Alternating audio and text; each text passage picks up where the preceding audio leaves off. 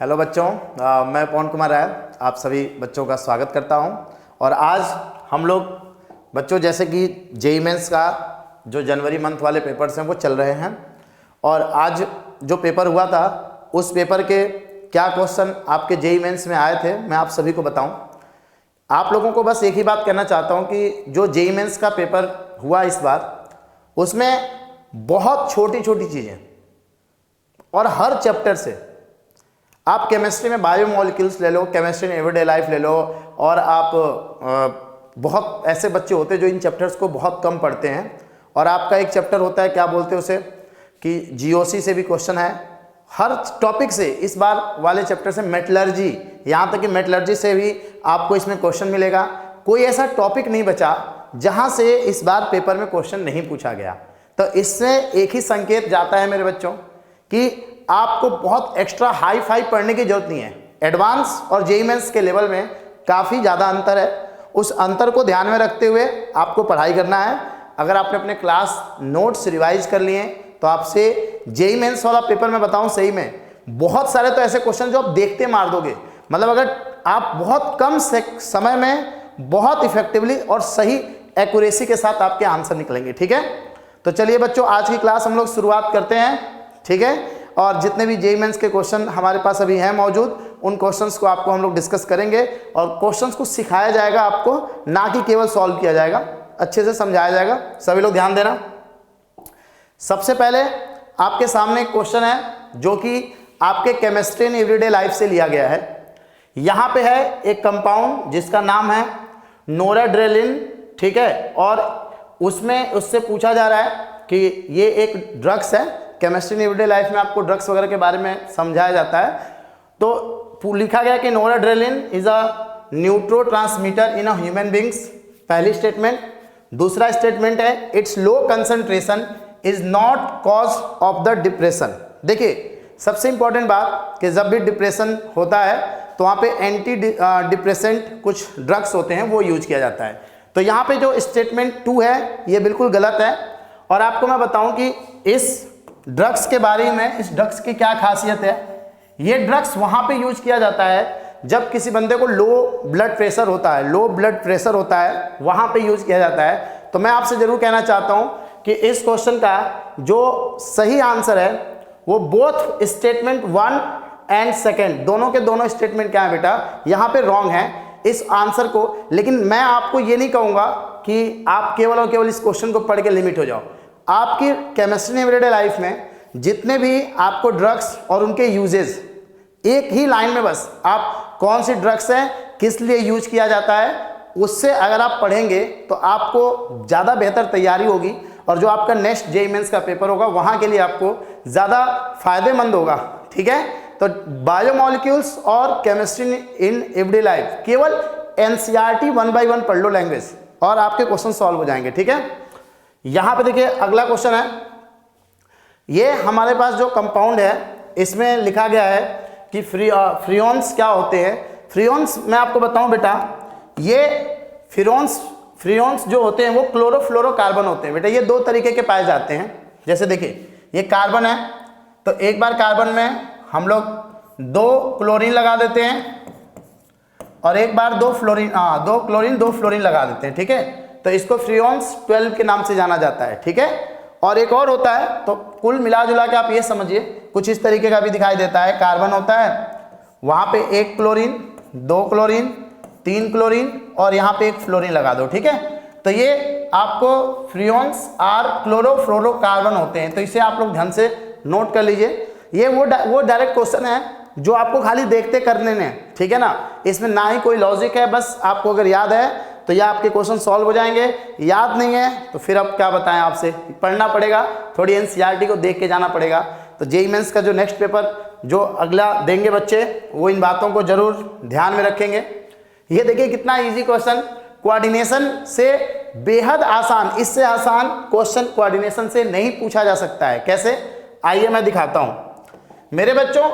अगर मैं प्राइमरी और सेकेंडरी वैलेंसी की बात करूं तो वार्नर थ्योरी में प्राइमरी और सेकेंडरी वैलेंसी को एक्सप्लेन किया गया। बोलो हाँ या ना, बिल्कुल सही बात।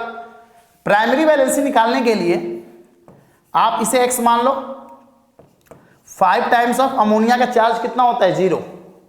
प्राइमरी वैलेंसी को फाइंड आउट करने के लिए हम सबसे पहले कॉम्प्लेक्स का ऑक्सीडेशन स्टेट निकालते हैं, ठीक है।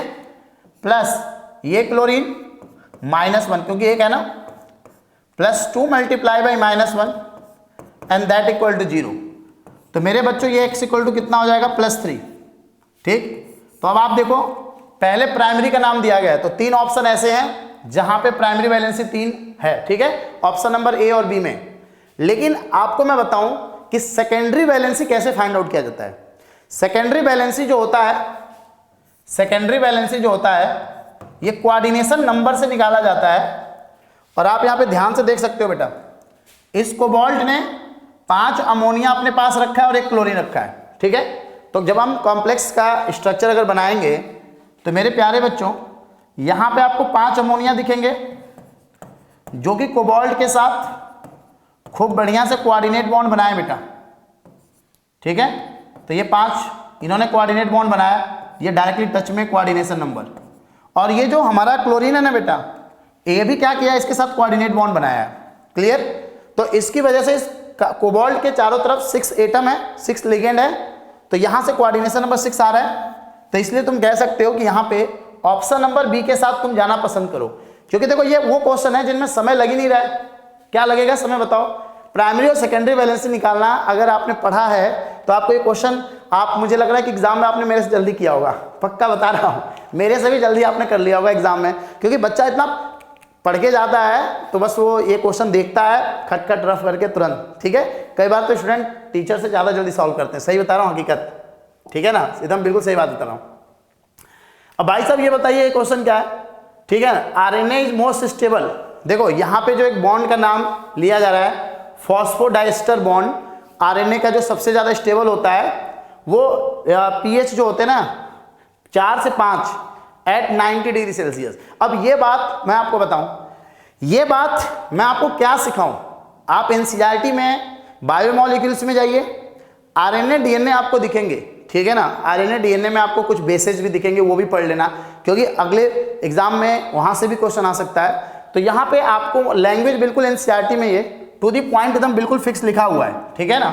तो ये लैंग्वेज आप याद कर लेना कि वहां पे पीएच 4 से 5 रहता है एट 90 डिग्री सेल्सियस पे, ठीक है बेटा।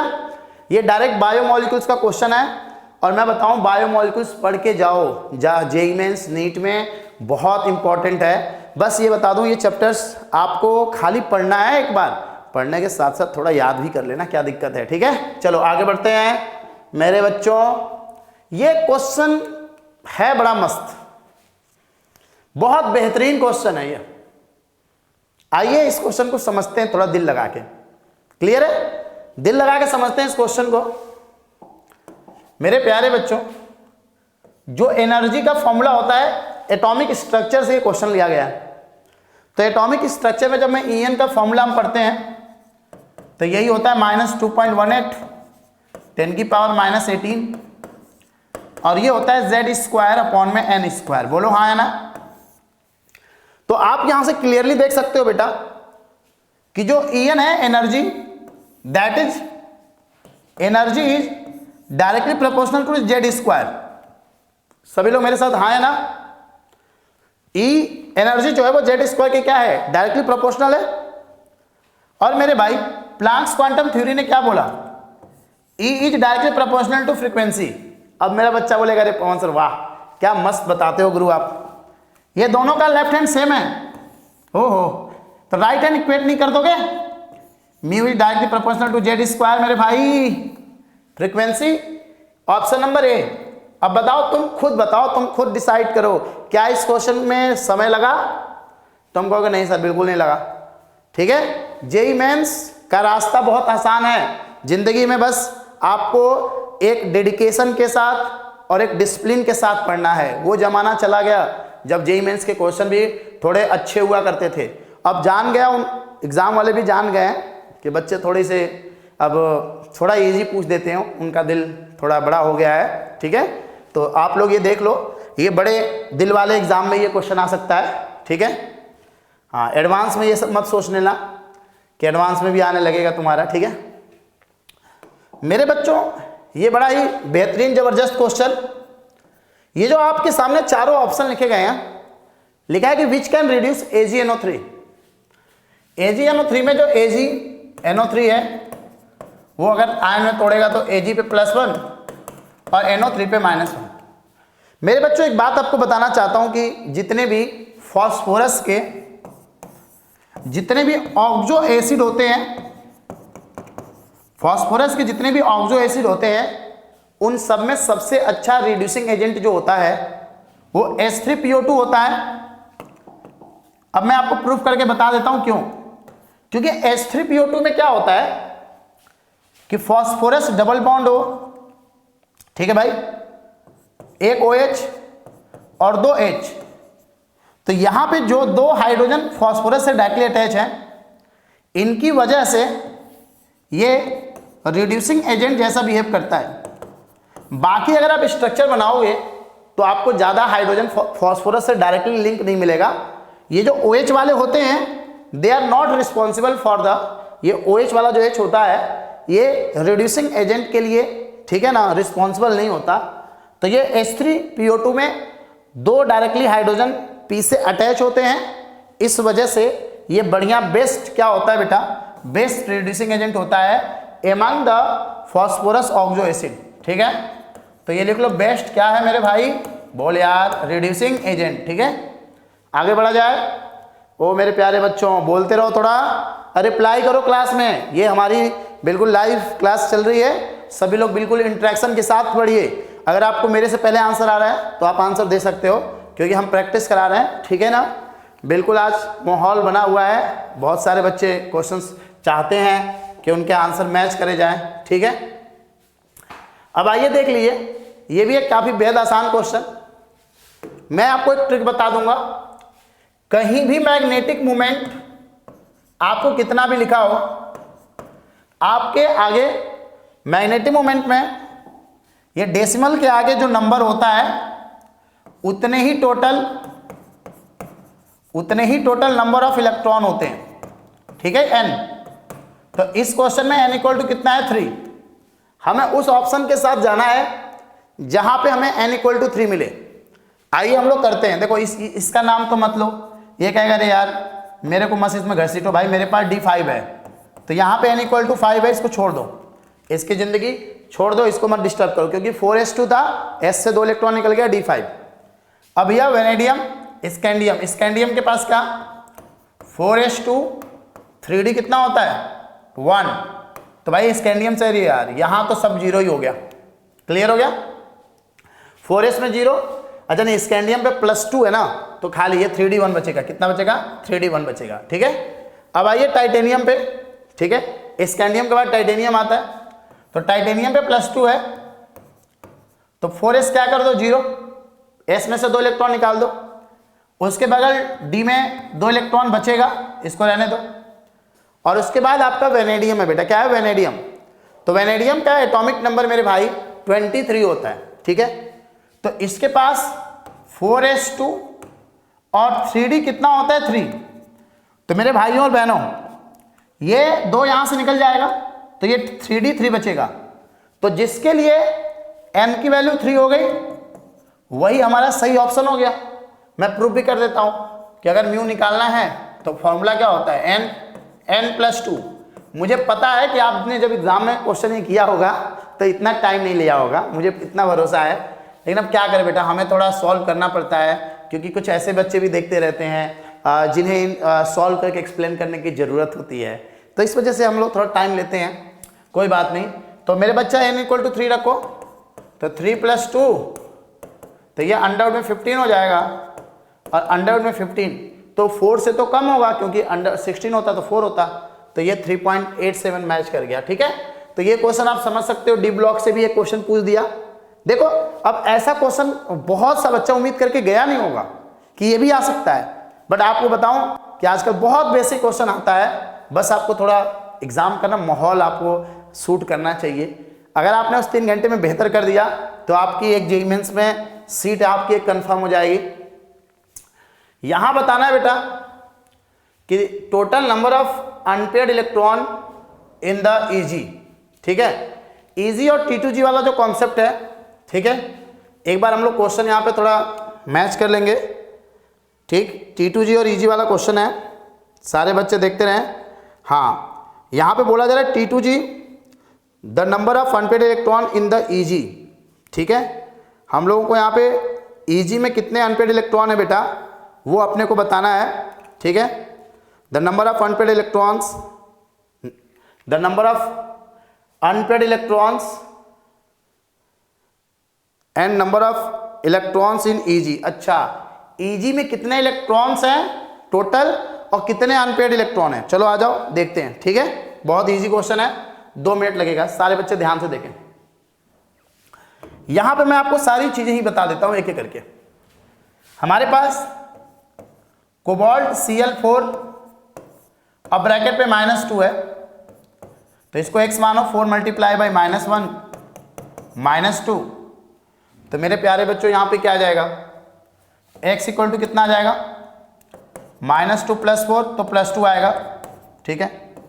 तो कोबाल्ट का एटॉमिक नंबर 27 होता है, तो 4s में से 0 चला जाएगा और 3d7 बचेगा, क्योंकि कोबाल्ट पे क्या आ रहा है, +2 का चार्ज आ रहा है। कितना आ रहा है, +2 का चार्ज कोबाल्ट पे आ रहा है, ठीक है। अगर हम लोग इस तरीके से बात करें तो मेरे बच्चे ये टेट्राहेड्रल केस है, तो टेट्राहेड्रल केस में जब आप क्रिस्टल फील्ड थ्योरी पढ़ते हो ना बेटा, तो जब आप क्रिस्टल फील्ड थ्योरी पढ़ते हो तो इसमें आपको D में 7 इलेक्ट्रॉन, ये D में आपके 7 इलेक्ट्रॉन है। अगर हम इन्हें ब्रेक करें, स्प्लिट करें, तो 2 डब्बों का सेट नीचे और 3 डब्बों का सेट ऊपर जाएगा। चूंकि ये लिगेंड वीक है, तो सबसे पहले हर एक ऑर्बिटल्स में इलेक्ट्रॉन जाएंगे और उसके बाद आपका यहां पे पेयरिंग होगा बेटा, ठीक है। उसके बाद यहां पे आपको पेयरिंग होगा। तो मैं आपको बता दूं यहां पे कि क्वेश्चन में थोड़ा सा यहां पे सावधानी बरतना है। क्वेश्चन के अंदर हम लोगों को आंसर कैसे देना है, देखो सबसे पहले EG में तो 4 इलेक्ट्रॉन भर गए हैं और T2G में कितने हैं, 3, ठीक है। तो अपने को आंसर क्या देना है, सबसे पहले T2G और EG की हम लोग यहां पे बात करेंगे बेटा, ठीक है। तो EG में कितने इलेक्ट्रॉन दिख रहे हैं आपको, देखिए ध्यान से।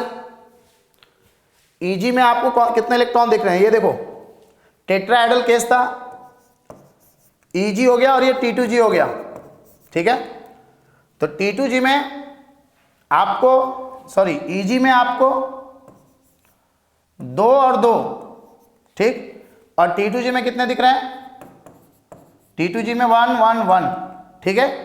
तो आप लोग ऑप्शन नंबर A के साथ चले जाओ बेटा, ठीक है। देख रहे हो ना, 2 2 4 और 1 2 3, ठीक है। तो ऑप्शन नंबर A के साथ सभी लोग चले जाइए। यहां पे T2G और EG के बारे में पूछ रहा था, मैंने इसीलिए आपको बोला था कि क्वेश्चन थोड़ा सा एक बार चेक करना था। तो T2G और EG में कितने इलेक्ट्रॉन दिख रहे हैं आपको, यहां पे EG में आपको कितना दिख रहा है, 4 2 और 2, और सॉरी EG में आपको कितना दिख रहा है, 2 2 4 हो गया, और T2G में क्या दिख रहा है, 1 2 3। क्योंकि टेट्राहेड्रल केस में क्या होता है, 2 डब्बों का सेट नीचे बनता है और 3 डब्बों का सेट ऊपर बनता है, ठीक है। और इसमें चूंकि ये वीक लिगेंड था, तो इसलिए सभी डब्बों में पहले एक एक इलेक्ट्रॉन चले जाते हैं, उसके बाद पेयरिंग होता है, ठीक है बेटा। तो ऑप्शन आप लोगों ने लॉक कर लिया होगा, आगे बढ़ा जाए, ठीक है। अगले क्वेश्चन की तरफ बढ़ते हैं बच्चों, ठीक है।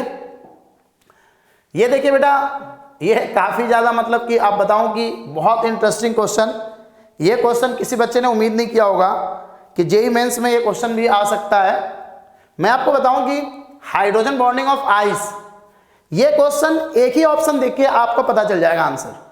जो आइस होता है ना बेटा, आइस का जब आप स्ट्रक्चर देखोगे, ठीक है ना, तो आइस का स्ट्रक्चर बुकों में बना हुआ है। बताऊं कहां पे बना हुआ है, तुम हाइड्रोजन चैप्टर उठाना 11th क्लास में, जब तुम इनऑर्गेनिक केमिस्ट्री की सेकेंड पार्ट की बुक स्टार्ट करोगे तो उसमें हाइड्रोजन चैप्टर है। तो वहां पे 4 डिग्री सेल्सियस पे आइस की जो स्ट्रक्चर बना हुआ है, उस स्ट्रक्चर में तुम देखोगे कि आइस के अंदर हाइड्रोजन बॉन्डिंग ज्यादा होता है, समझे। तो सबसे ज्यादा हाइड्रोजन बॉन्डिंग आइस में होता है। तो चारों ऑप्शन में एक ही ऑप्शन ऐसा है जहां पे आइस सबसे पहले है बेटा, ठीक है। तो चारों ऑप्शन में से इस ऑप्शन को आप लोग क्या करेंगे, लॉक कर देंगे। इसमें 4 हाइड्रोजन बॉन्डिंग बनता है एक, ठीक है ना। और वो सारे के सारे हाइड्रोजन बॉन्डिंग कैसे बनते हैं, इंटरमॉलिक्यूलर हाइड्रोजन बॉन्डिंग बनते हैं, ठीक है बेटा। चलिए आगे बढ़ता हूं, मैंने बता दिया ना आपको कहां देखना है, कहां, आप हाइड्रोजन वाले चैप्टर में जाएंगे। मतलब मैं आपको बस यही बताना चाहता हूं कि जो आज का पेपर है जेईई मेंस में, जितने भी सेट आए हैं सभी सेट में एक एक क्वेश्चन, देखो तुम 11th और 12th की पूरी केमिस्ट्री मिला दो तो लगभग आपके 25-30 चैप्टर हो जाते हैं।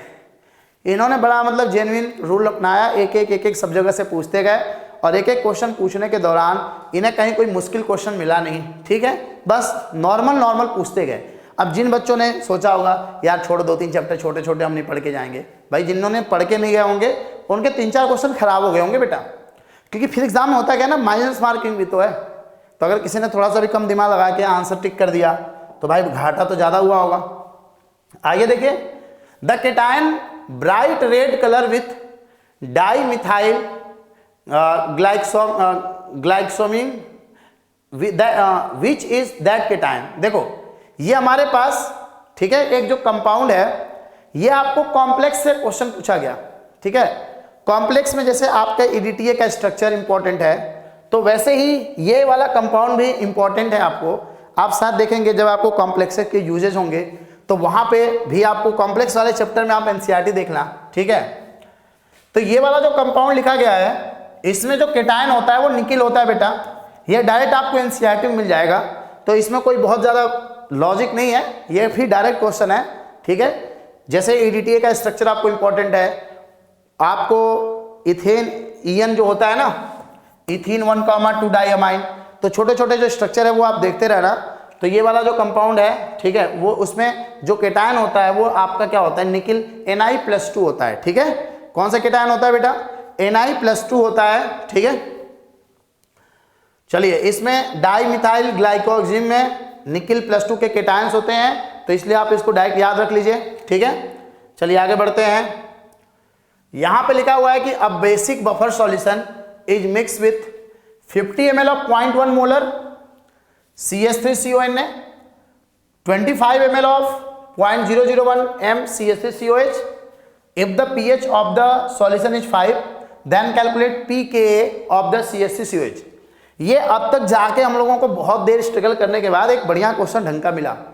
मेरे बच्चों, मैंने आपको बताया था कोई भी टीचर अगर क्लास में इसको पढ़ाता है तो बेसिक बफर और एसिडिक बफर का फॉर्मूला जरूर पढ़ाता है। उस फॉर्मूले पे डायरेक्ट क्वेश्चन है। पीएच का फॉर्मूला होता है, पीएच का फॉर्मूला होता है pKa प्लस लॉग सॉल्ट का कंसंट्रेशन और डिवाइडेड बाय एसिड का कंसंट्रेशन। बात तो समझ रहे हो, सॉल्ट का कंसंट्रेशन अपॉन में एसिड का कंसंट्रेशन। तो बहुत सारे बच्चे सॉल्व करना स्टार्ट कर दो मेरे साथ, आपको मेरे से पहले आंसर निकालना है। देखिए सभी लोग, पीएच की वैल्यू तो यहां पे 5 दे गई है और आपसे pKa पूछा भी जा रहा है। लॉग, मेरे बच्चों ये सॉल्ट जो है ना, ये CH3CONA सोडियम एसीटेट, इसका 50 ml 0.1 मोलर, तो यहां कर दो 50 × 0.1 डिवाइडेड बाई, नीचे देखो एसिड का कितना है 25 इंटू कितना हो जाएगा 0.01। तो अगर तुम इसे काटोगे तो ये 2 आ जाएगा। क्लियर हो गया। और इसको थोड़ा सा सिंप्लीफाई करके आप कैसे लिखोगे, 5 इंटू pKa प्लस ये आपका बन जाएगा लॉग 2 इंटू, ये ऊपर जाएगा, या आप ऐसे लिख दो कि 10 की पावर -2 और इसको 0.1 को लिख दो 10 की पावर -1, तो ये ऊपर जाएगा तो कितना बन जाएगा आपका, ऊपर जाएगा तो ये 10 बन जाएगा, ठीक है। तो ये बन जाएगा 2 इंटू 10। क्लियर हो गया। अब हम लोग देखते हैं बेटा थोड़ा, यहां पे लिखेंगे 5 = pKa प्लस, अभी हो गया log A plus log B, तो यहां पे लिखेंगे log 2 अब plus log 10, log A into B हो गया, ठीक है। तो यहां पे क्या होगा 5 = pKa, ठीक है, प्लस log 2 log 2 की वैल्यू क्या होगी, वही 0.3 के करीब होती है। log 10 कितना होता है 1, ठीक है। तो एक बार आप लोग इसका आंसर सभी लोग निकाल लो, मैच कर लेते हैं बच्चों। सारे बच्चे इसका आंसर निकाल के बता दें एक बार कितना आ रहा है, ठीक है। जल्दी से कर लो सभी लोग। देखिए यहां पे अगर हम इसको ऐड करेंगे तो कितना हो जाएगा, पी के इक्वल टू 5 माइनस 1.3, क्योंकि ये दोनों ऐड हो जाएगा। तो लगभग यहां पे जो अप्रोक्स आंसर दिखेगा बेटा, इन सभी में एक्चुअल आंसर तो आपका कितना आएगा, ये आएगा 5 में से क्या 4, 3.7 के करीब आएगा। बट जो 3.7 है वो किसी ऑप्शन में दिया नहीं है, तो आपको ये 4 वाला जो ऑप्शन है ना, इसी ऑप्शन को आपको सेलेक्ट करना पड़ेगा, छोड़ना नहीं, वहां पे छोड़ना नहीं है बेटा, ठीक है ना। बहुत बेसिक क्वेश्चन था, मैंने आप लोगों को एकदम बिल्कुल बेसिक से ही सॉल्व कर दिया। लॉग 50 इंटू 0.1 किया, तो 0.1 को मैंने 10 की पावर -1 लिखा। 25 इंटू 0.01 था 10 की पावर -2, मैंने 10 की पावर -2 को जब मैं ऊपर ले गया तो ये पूरा सिंप्लीफाई करके log 2 इंटू 10 बन गया। तो यहां पे मैंने log a इंटू बी लगाया, तो यहां पे हो गया log a plus log b, ठीक। log 2 की वैल्यू सबको पता है 0.3 होती है, और log 10 की वैल्यू कितनी होती है 1। तो इसको जोड़ के 5 में से माइनस किया, और हमारा जो आंसर था जिस ऑप्शन के करीब में, उसी ऑप्शन को हम लोगों ने क्या कर लिया बेटा, सेलेक्ट कर लिया, ठीक है। चलो आगे बढ़ा जाए भाई, मेरे प्यारे बच्चों जल्दी जल्दी बोलो, आगे बढ़ा जाए। चलो आ जाओ, ये क्वेश्चन डायरेक्ट है। The freezing point of solution decreases with decrease in amount of non volatile solute. दूसरा है freezing point of solution is less than that of the solution. देखो भाई, जब तुम ग्राफ बनाते हो, जब आप डिप्रेशन इन फ्रीजिंग पॉइंट वाला ग्राफ बनाते हो ना बेटा, ठीक है, तो उस ग्राफ में आपको क्या देखने को मिलता है बताओ। ग्राफ कुछ इस तरीके से बनता है, ठीक है। डिप्रेशन इन फ्रीजिंग पॉइंट वाला जो ग्राफ होता है, ये सॉल्वेंट फ्रोजन, इस पॉइंट के बाद ये सॉलिड में जाने लगता है, और जो सॉल्यूशन वाला होता है वो नीचे काफी चला जाता है। तो यहां पे जो पॉइंट लिखा है ना कि फ्रीजिंग पॉइंट ऑफ सॉल्यूशन, जो सॉल्यूशन का फ्रीजिंग पॉइंट होता है, देखो पहले जो हमारा सॉल्वेंट का फ्रीजिंग पॉइंट है T1, और बाद में मान लो T2 है, ठीक है। तो T2 जो होता है T1 से, T1 बड़ा होता है, तो ये पहला पॉइंट जो है, मतलब स्टेटमेंट 2, वो बिल्कुल और बिल्कुल 100% क्या है बेटा, सही है, ठीक है। अब दूसरा लिखा है कि the freezing point of A solution, the freezing point of A solution decreases with decrease in the amount of non volatile solute. देखो जब भी किसी नॉन वोलेटाइल सॉल्यूट को अगर मिक्स किया जाता है किसी प्योर सॉल्वेंट के अंदर, ठीक है, तो फ्रीजिंग पॉइंट क्या होता है बेटा, डिक्रीज करता है। तो यहां पे जो ऑप्शन होगा, both statement 1 and 2 are the correct. दोनों स्टेटमेंट यहां पे क्या कर लो आप, इसको दोनों स्टेटमेंट आपके सही हैं, ठीक है। तो इस वाले ऑप्शन को आप लोग टिक कर लो, ठीक है, जल्दी से कर लो। Both statement 1 and 2 are correct.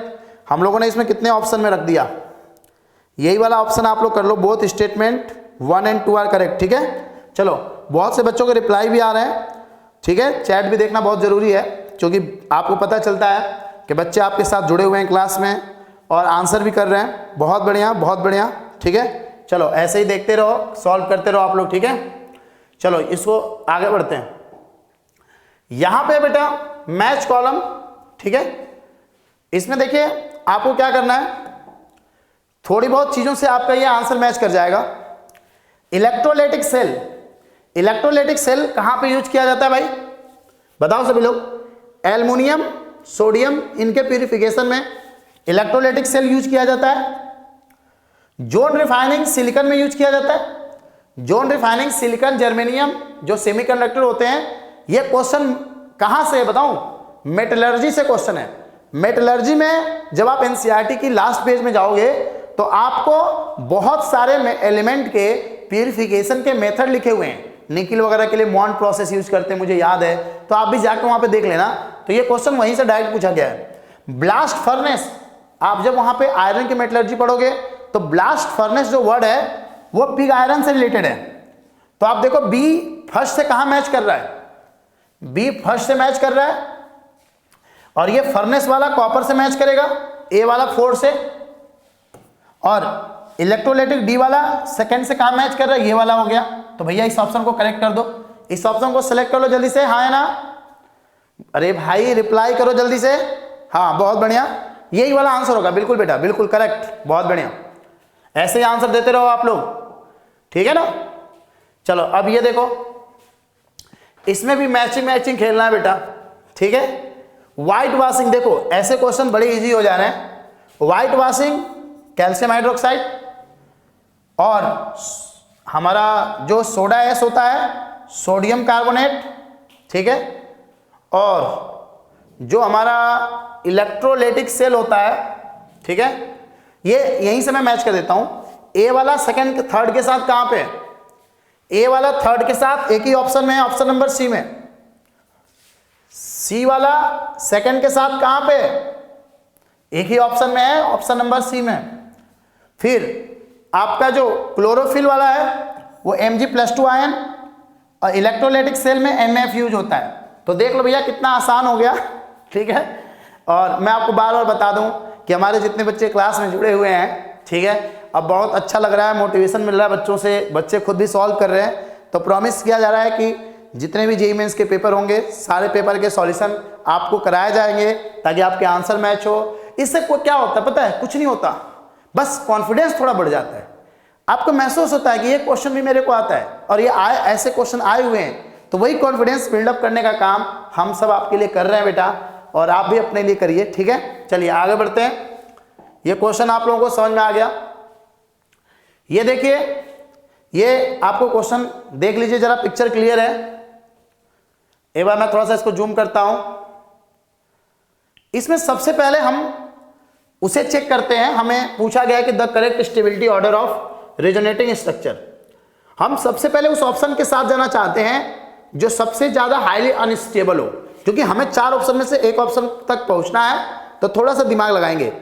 देखो जहां पे जितना ज्यादा रेजोनेंस होता है, अच्छा, वहां पे क्या होता है कि उसकी स्टेबिलिटी सबसे ज्यादा होती है।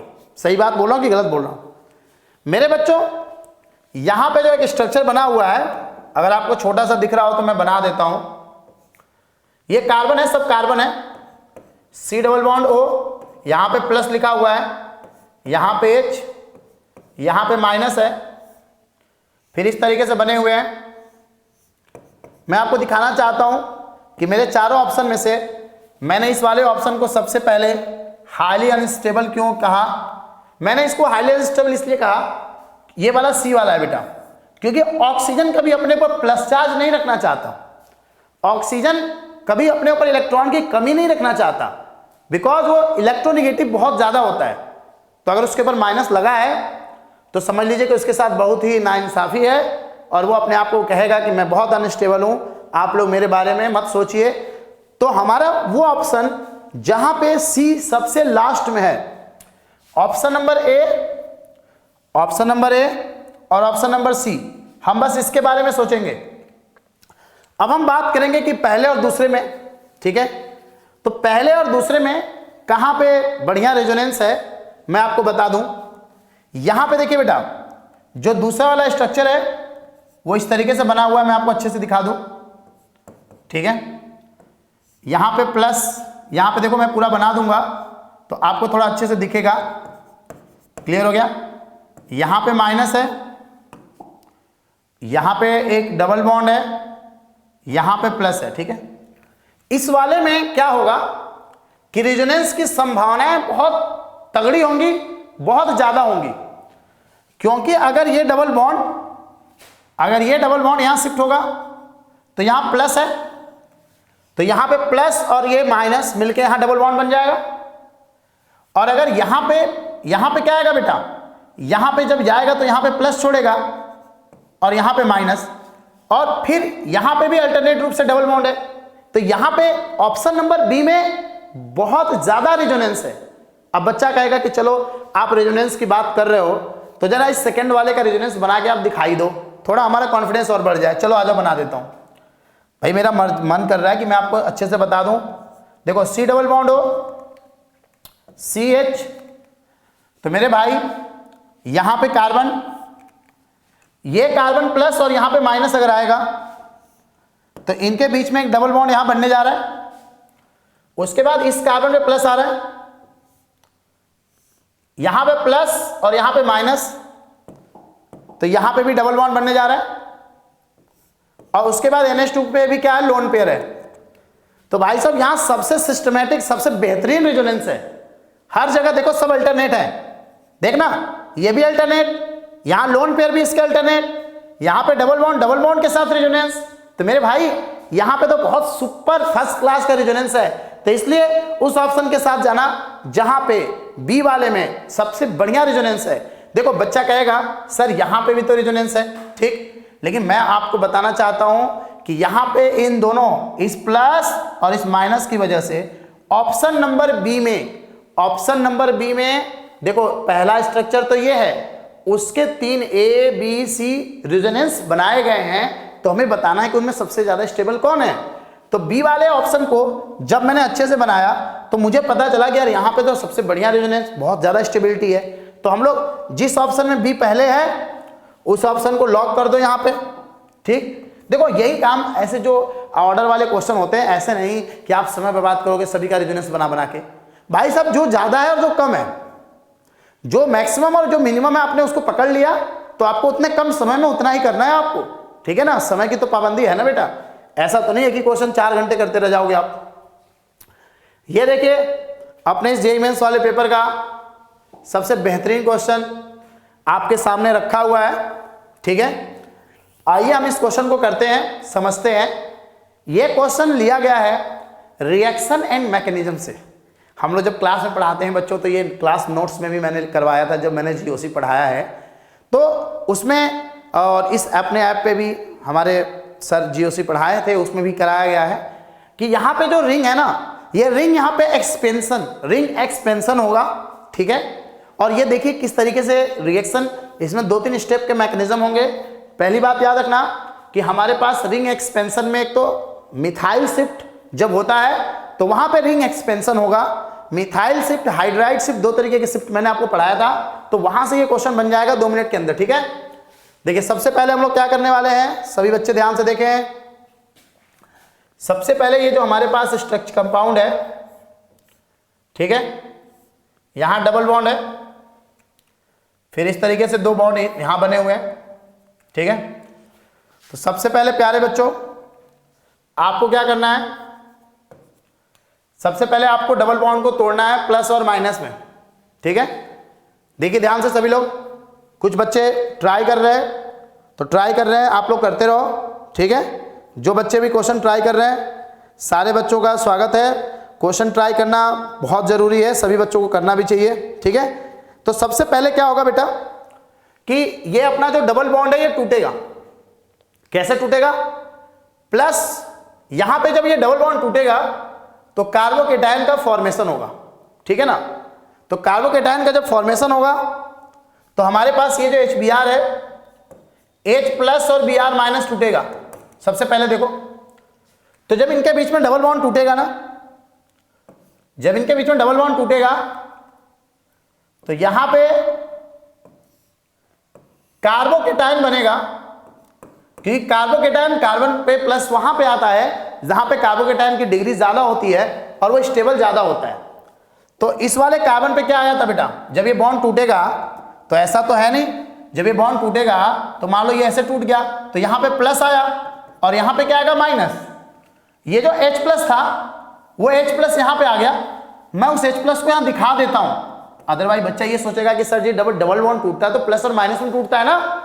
तो इस कार्बन पे प्लस आ गया क्योंकि कार्बोकेटायन थोड़ा ज्यादा स्टेबल रहना चाहता है, ठीक। अब इस कार्बोकेटायन को पता चला कि भाई थोड़ी सी अगर मैं रिंग को एक्सपेंड कर दूं, अगर मैं कार्बोकेटायन यहां पे रिंग के बाहर है और अगर ये कार्बोकेटायन थोड़ा अपने को रिंग में शिफ्ट कर लेना तो ये अपने आप को अच्छा ज्यादा स्टेबल महसूस करेगा। जैसे वैसे ही ज्यादा महसूस करेगा जैसे आपके किसी दोस्त ने कोई बढ़िया गाड़ी BMW लेके आया हो अपने मामा की, तो आपकी कोशिश होगी कि यार थोड़ा मेरे को भी बैठा ले, मैं भी एक आध सेल्फी ले लूं। तो वही वाली सोच यहां पे भी है, ठीक है। तो अब यहां पे रिंग क्या होने जा रहा है, एक्सपेंड होने जा रहा है। ध्यान दो, क्या होने जा रहा है, रिंग एक्सपेंड होगा। जब ये 4 कार्बन की रिंग जब ये 4 कार्बन की रिंग 5 कार्बन में बनेगी बेटा, ठीक है, देखो यहां पे 4 कार्बन का रिंग था, जब ये 5 कार्बन की रिंग में बनेगा, ठीक, तो ये वाला कार्बन, सुन लो सुन लो सुन लो, ये वाला कार्बन इससे अटैच होगा, तो ये प्लस यहां पे आ जाएगा, ठीक, मतलब रिंग के अंदर है। और ये जो दोनों डबल बॉन्ड है ना बेटा, वो भी इसी पे, वो इसके बगल पे आएंगे, वो इसके बगल पे आएंगे, तो ये दोनों मिथाइल ग्रुप यहां पे आ गए। देखो ध्यान से देखो यहां पे मिथाइल ग्रुप। अब क्या हो रहा था, ब्रोमीन माइनस कह रहा था मुझे अटैक करना है, तो लोगों ने कहा रुक जा थोड़ा ठहर ले, पहले तो रिंग एक्सपेंड हुआ, रिंग एक्सपेंड होने के बाद अटैक करने के लिए कौन परेशान है जल्दी बताओ, ये कौन सा, Br माइनस अटैक करना चाहता है। तो आपके चारों ऑप्शन में से ये वाला ऑप्शन भी है, ठीक, और आपका एक ऑप्शन ये भी है, ठीक। तो मैं आपको बताना चाहता हूं मेरे भाइयों कि हम लोग उस ऑप्शन के साथ जाएंगे। ये जो कार्बन पे प्लस है, ये CH3 से कहता है ना कि ये काम करो ना, तुम मिथाइल शिफ्ट करो। यहां पे क्या शिफ्ट होगा, यहां पे मिथाइल शिफ्ट होगा। पूछो क्यों, क्योंकि ये 2 डिग्री में है। कौन सा डिग्री में, 2 डिग्री में, 2 डिग्री कार्बोकेटाइन है, ये चाहता है 3 डिग्री कार्बोकेटाइन बनाना। इसकी गजब की बदमाशी है, देख लो, जब ये 3 डिग्री कार्बोकेटाइन बनाता है तो मेरे बच्चों इसको तो यहीं छोड़ दो, बस ये रेड वाला जो एक बॉन्ड है यहां पे लेते जाओ और यहां पे प्लस, अब Br माइनस को अटैक करा दो, तो तुम्हारे चारों ऑप्शन में से जो सही ऑप्शन है ना बेटा, वो ये ऑप्शन आपका सही ऑप्शन बनेगा, ठीक है। यहां पे एक मिथाइल और यहां पे मिथाइल, और ये Br माइनस यहीं अटैक करेगा, तो यहां पे Br लगा दो, तो वो हमारे ऑप्शन में ऑप्शन नंबर 4 में सही है बेटा, ठीक है। 2 ऑप्शन हमने नेगलेक्ट क्यों कर दिया, क्योंकि यहां पे रिंग एक्सपेंड नहीं हो रहा है और इन दोनों में रिंग एक्सपेंड हो रहा है। तो ये वाला जो ब्रोमीन यहां पे क्यों नहीं अटैक करा, क्योंकि बेटा यहां पे ये 2 डिग्री में है, ठीक। अगर हमने एक मिथाइल शिफ्ट कर देंगे, देखो कार्बोकेटाइन में मिथाइल हो हाइड्राइड हो, ये शिफ्टिंग तब तक करते हैं जब तक पॉसिबल होता है, ठीक है ना, और ये पॉसिबिलिटी बनी रहती है, तो हम लोग मिथाइल और हाइड्राइड से बिना सोचे करते हैं बेटा, मतलब उसको करने से ना स्टेबिलिटी क्या हो जाती है, बढ़ जाती है, ठीक है। तो भाई एक बात बताओ, हमें आपको 2 बताने के मेथड हैं, ठीक, तो हम वो बताएंगे जिससे आपको बेहतर समझ में आए। तो वही चीज यहां पे होता है कि 2 डिग्री वाला जो कार्बोकेटाइन है, इसने मिथाइल को इसलिए शिफ्ट कर लिया क्योंकि वो 3 डिग्री में चला गया, और 3 डिग्री वाला जो कार्बोकेटाइन होता है मेरे बच्चों, वो ज्यादा स्टेबल होता है। क्या होता है, ज्यादा स्टेबल, ठीक है। चलो आगे बढ़ते हैं, चलिए आगे बढ़ते हैं बेटा, ओके। क्वेश्चन आई होप आपको समझ में आया होगा, ठीक है, दोबारा बताने की जरूरत तो नहीं है। चलो एक बार अगर बोलो तो मैं दोबारा बना के दिखा दूं, चलो एक बार बना देता हूं, बच्चों की हो सकता है कुछ बच्चों को जरूरत हो। देखो बेटा, सबसे पहले इन 2 कार्बन के बीच में डबल बॉन्ड है, सबसे पहले वो डबल बॉन्ड अपने को तोड़ना है। तो जब भी डबल बॉन्ड टूटेगा और उसी वक्त ये HBr भी टूटेगा, H प्लस में Br माइनस में, ठीक। तो जब ये टूटेगा, क्लियर हो गया, तो यहां पे क्या आएगा, देखो यहां पे हमारे पास 2 मिथाइल ग्रुप लगे हुए हैं, दोनों मिथाइल ग्रुप वाले कार्बन के ऊपर क्या आएगा, प्लस, और इस कार्बन पे क्या आएगा, माइनस। तो उस कार्बन वाला जो माइनस आएगा, इस माइनस पे ये H प्लस अटैक करेगा, तो ये थोड़ी देर के लिए बनेगा। यहां पे मैं ये हाइड्रोजन दिखा देता हूं अच्छे से। फिर ये 2 मिथाइल ग्रुप लगे हुए हैं, पॉजिटिव चार्ज। अब इसको पता चला कि अगर रिंग एक्सपेंड हो तो हम लोग स्टेबल थोड़े ज्यादा हो सकते हैं, तो क्योंकि रिंग में कार्बोकेटाइन ज्यादा स्टेबल होता है, तो इसने अपने आप को स्टेबल करने के लिए ये बंदा कहां पे चला गया, रिंग के अंदर, और ये वाला जो कार्बन होता है, ये कार्बन इससे अटैच हुआ और ये दोनों मिथाइल ग्रुप इसके बगल में चले गए। क्लियर हो गया, ठीक है। अब देखो ध्यान से क्या करना है अपने को। अब ये जो कार्बोकेटाइन है ना, हमारे पास Br माइनस घूम रहा था अटैक करने के लिए, तो इसने क्या किया, मिथाइल को यहां शिफ्ट कर लिया। तो जब मिथाइल शिफ्ट करेगा तो उसी वक्त हाइड्रोजन इधर शिफ्ट कर, मतलब मिथाइल चला गया और हाइड्रोजन को इधर भेज देता है वो ऑक्टेट कंप्लीट करने के लिए। तो ब्रोमीन यहां पे अटैक करेगा। तो मेरे बच्चों उस ऑप्शन को सिलेक्ट करो जहां पे ब्रोमीन हो और वहां पे एक मिथाइल ग्रुप भी हो और मिथाइल ग्रुप एक बगल में हो। तो ये आपको यहां पे दिख रहा है, देखो मैंने दोबारा बता दिया, तो आप लोगों का कॉन्फिडेंस थोड़ा बढ़ गया होगा, आपको ये इजी लग रहा होगा। अगर आप किसी भी टीचर का रिएक्शन मैकेनिज्म का नोट्स उठाओगे तो ऐसे एक नहीं कईयों क्वेश्चन। तो बस एक ही बात बार बार कहना है कि एग्जाम में बहुत मुश्किल नहीं आ रहा है, इजी आ रहा है, थोड़ा आपको इजी लेना है, ठीक है ना। चलो आगे बढ़ते हैं, इसको एक बार दोबारा कर लेते हैं इस क्वेश्चन को, ठीक है। देखो इसमें क्या है कि सभी का मॉलिक्यूलर मास निकालना है पूरे कंपाउंड का। तो इसमें कार्बन की संख्या कितनी है, 1 2 3 4, तो 4 × 12, ठीक, प्लस नाइट्रोजन की संख्या 1 और 1 2, 2 × 14, प्लस ऑक्सीजन कितना है 32 क्योंकि 2 ऑक्सीजन है, और हाइड्रोजन की संख्या कितनी है 4, तो 4 × 1। आइए ये हो जाएगा आपका 48, ठीक, ये हो जाएगा आपका 28, 32 और ये 4। देखो कितना हो रहा है, हम लोग यहां पे अगर ऐड करें 8 और 8 16, 16 और 4 कितना होगा, 16 और 4 होगा आपका 20, 20 और 2 कितना होगा 22, कैरी गया 2, तो 4 3 7, 7 और 2 9, 9 और 2 कितना होगा 11। तो पूरे कंपाउंड परसेंटेज ऑफ नाइट्रोजन निकालना है। तो नाइट्रोजन का एटॉमिक मास कितना होता है, ये 28 है, और डिवाइडेड बाई पूरा कितना आ रहा है 1112 इंटू परसेंटेज 100। तो जब आप इसको पूरे सॉल्व करोगे तो 24 पॉइंट समथिंग मतलब 25% के करीब आएगा ये। तो ये वाला ऑप्शन आप लोग क्या कर लेना बेटा, मैच कर लेना, ठीक है। बोलिए हाँ है ना, अरे भाई साहब जल्दी बता दो, हो गया, चलो ठीक है, बहुत बढ़िया, बहुत सुंदर। यहां पे जितने भी बच्चे क्वेश्चन थे सारे क्वेश्चन आपके बता दिए गए हैं, ठीक है। और उम्मीद करते हैं कि आप सभी इस वीडियो से आपको बहुत बेनिफिट हुआ होगा। लेकिन मैं तो आपको बता दूं, मेरे को तो एक ही बेनिफिट लग रहा है कि मैं अपने बच्चों को ये बताने में सफल रहा कि जेईई मेंस की जब भी तैयारी करें तो बहुत ज़्यादा एक्स्ट्रा एफर्ट की कोई ज़रूरत नहीं है, बहुत लेंदी क्वेश्चन लगाने की कोई ज़रूरत नहीं है। हाँ, ज़रूरत किस बात की है, स्टडी टाइम बढ़ाने की, छोटे छोटे टॉपिक्स को रिवाइज करने की, क्योंकि रिवीजन जितना बेहतर आपका होगा आपकी स्पीड और एक्यूरेसी दोनों उतनी बेहतर होगी और आप ऐसे एग्जाम में बिल्कुल कॉन्फिडेंस से जाओगे, ठीक। 3 घंटे आप जिंदगी के मजे लेके आओगे। ये 3 घंटे आपको आपकी जिंदगी के सबसे बेहतरीन जगह पे आपको लेके जाएगा जहां से आपके सपनों को उड़ान मिलेगा।